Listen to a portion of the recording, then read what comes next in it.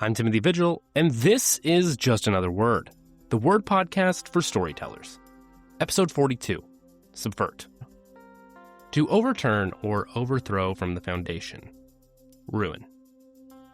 Today, we're looking at the ultimate tool of the rebel, and the most dangerous weapon in a writer's arsenal. Whether we're dismantling a government or a genre, the goal is the same. To take the foundation and flip it. Today's word, subvert. A subversive character is often synonymous with a rebel, but they don't always carry a banner or hide in the woods. Subversion is about the destruction and recasting of a system, and it can happen from any floor of the building. We can have subversion from within. Imagine a high-level politician working to dismantle state control from a mahogany desk, or a corporate leader who secretly uses their influence to prioritize worker rights and pay. These characters are dangerous to the establishment because they use the establishment to hide their true intent. Likewise, a subversive character from within could be using the government for their own benefit or the corporate interest to direct funds to themselves. Whether their intent is positive or negative, they can subvert the role that they are in to the benefit of themselves or the benefit of others. You can also have subversion from below. This is the classic disruptor. The person at the lowest level of society who throws a wrench into the everyday gears of the city. They aren't just fighting, they may be inspiring chaos. Their goal is to disable the systematic oppression of the elite. A person at the bottom might not be able to directly influence as many things, but they can stir up and create the subversion necessary to ignite a rebellion or to create real change.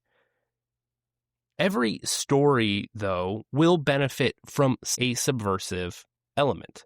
Whether it's the protagonist challenging the king or the government, or an antagonist who is disrupting the hero at every turn. Whether you are writing a massive epic in which an emperor is being subverted by your protagonist, or you're writing a cozy book about a coffee shop, a subversive employee who challenges the healthcare system could be the element you need. Some level of subversion is the engine that forces the status quo to die. Having a character do this plays an interesting role because it puts somebody at odds with somebody else. And this at oddsness allows us to see the world from multiple perspectives. The tool of subversion for a writer is the next thing I'd like to look at. Outside of characters themselves, subversion might be the most powerful tool we have. It is what makes a story feel new. When we subvert a trope, a genre, or simply the reader's own expectations, we create memories that stick. We create something that is unforgettable. Think of the funniest stories you know. The punchline is almost always a subversion of where you thought the joke or the story was going. What makes it stick is that your expectations were shifted. Or think of a film where the twist ending really got you. For me, it's the movie Shutter Island. I remember walking out of that theater with a friend absolutely stunned. We couldn't stop talking about what had happened and how the ending few scenes changed everything. It put the entire story into a new context, one that we didn't understand at the time, but was always there. The ending didn't just add a twist, it subverted the entire context of the film we had just watched. It forced us to go back and reevaluate every detail through a new fractured lens. And it didn't give us all the answers. It simply twisted on itself, subverted our expectations, and then left us with a question. Subversion, ultimately, is the power of a writer to enter a reader's mind and stay there. It's the refusal to be predictable. Look at the big tropes in your book, in your story. Look at the stable characters. How can you subvert them? How can you subvert something in your story?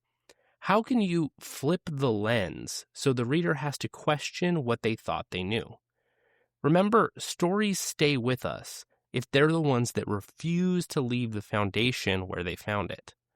We have to look at ways where we can impact and change the status quo, not just at the beginning when the inciting incident happens, but throughout the story, shifting it and changing it until we get something that leaves the reader wanting more and having questions. It is in this subversion, this change from the status quo, that we find the really powerful moments. We don't just want to change the status quo once, not just at the inciting incident when the story starts. We want to change it several times.